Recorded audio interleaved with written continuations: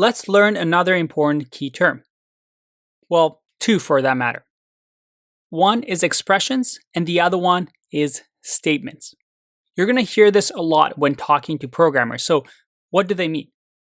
Let's have a look.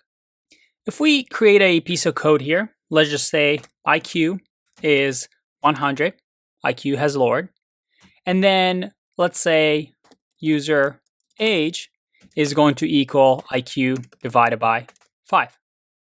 An expression is this part of the code. It's a piece of code that produces a value.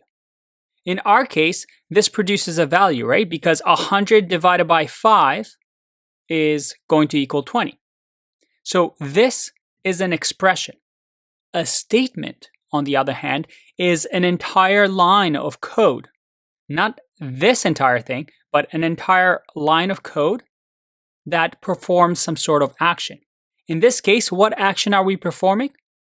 Well, the action is that we're calculating 100 divided by 5 and then assigning that value to the variable user age. So this is an expression. This is a statement. And also this is another statement. So if you hear me mentioning these terms throughout the course, hopefully now you know what they mean. I'll see you in the next one.